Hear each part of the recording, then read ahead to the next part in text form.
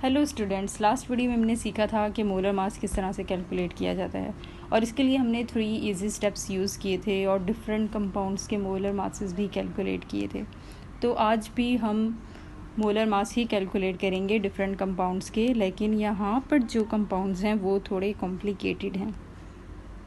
तो इस वीडियो को देखने से पहले आप लास्ट वीडियो को ज़रूर देखिएगा, जिसका लिंक मैंने डिस्क्रिप्शन पे शेयर किया हुआ है। तो चलते हैं आज के टॉपिक की तरफ। फर्स्ट एग्जाम्पल हमारे पास है CaSO4 2H2O, calcium sulphate dihydrate. सबसे पहले हम ये देखेंगे कि हमारे पास हर एलिमेंट के कितने एटम्स प्रेजेंट हैं। तो यहाँ पर हमारे पास एक कैल्शियम है, सल्फर भी हमारे पास एक है, 4 हमारे पास ऑक्सीजन है। अच्छा, ये हाइड्रेट कंपाउंड है और यहाँ पर ये जो डॉट है ये बेसिकली ये शो कर रहा है कि कैल्शियम सल्फेट के साथ 2 वाटर मॉलिक्यूल हैं और हर वाटर मॉलिक्यूल में 2 हाइड्रोजन एटम्स होते हैं और 1 ऑक्सीजन एटम। तो इस 2 को हम हाइड्रोजन के साथ भी काउंट करेंगे और ऑक्सीजन के साथ भी काउंट करेंगे। हाइड्रोजन के लिए जब हम 2 को 2 से मल्टीप्लाई करेंगे तो हमारे पास यहाँ पर 4 हाइड्रोजन एटम्स होंगे और ऑक्सीजन के लिए हम इस 2 को 1 से मल्टीप्लाई करेंगे तो हमारे पास यहाँ पर 2 ऑक्सीजन एटम्स होंगे।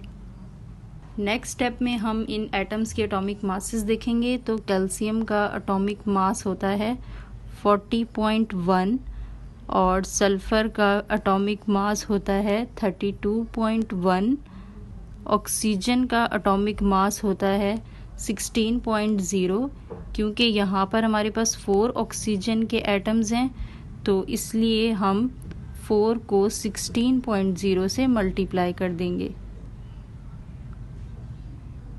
अब हम आते हैं हाइड्रोजन की तरफ। तो यहाँ पर हमारे पास 4 हाइड्रोजन है और हाइड्रोजन का एटॉमिक मास होता है 1.0, तो हम 4 को 1.0 से मल्टीप्लाई कर देंगे। देन हमारे पास ऑक्सीजन है जिसका एटॉमिक मास होता है 16.0।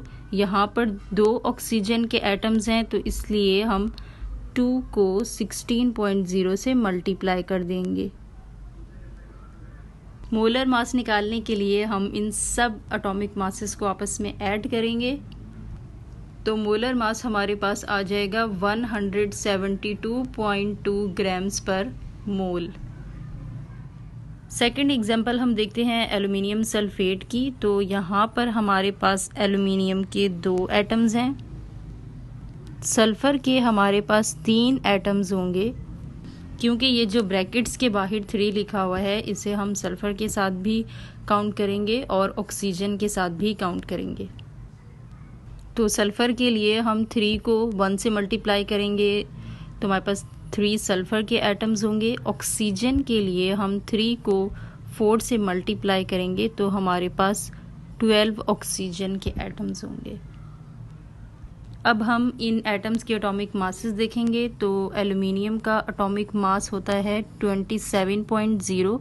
क्योंकि यहाँ पर 2 एल्युमिनियम के एटम्स हैं तो इसलिए हम 2 को 27.0 से मल्टीप्लाई कर देंगे।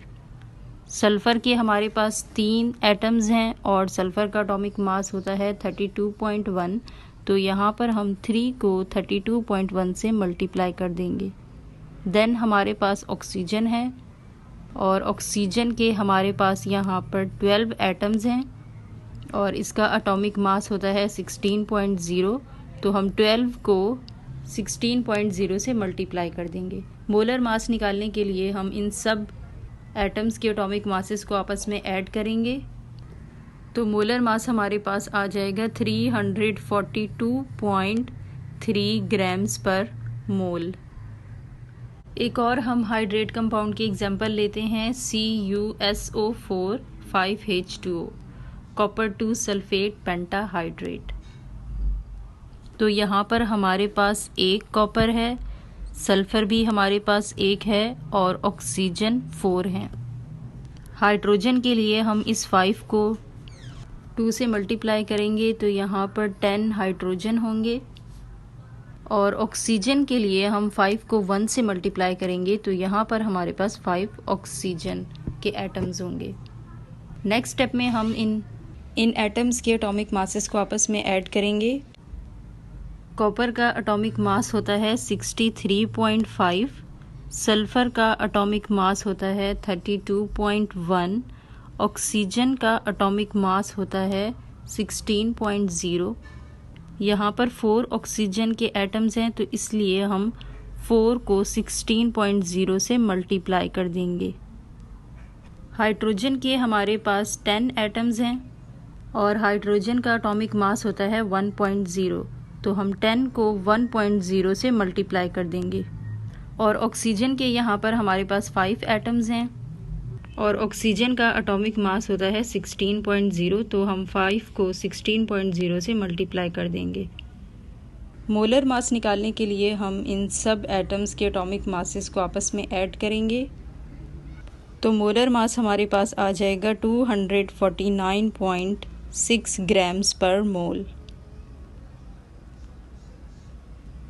तो ये था आज का हमारा टॉपिक। आई होप कि आप लोगों को ये समझ में आया होगा एंड थैंक्स फॉर वॉचिंग।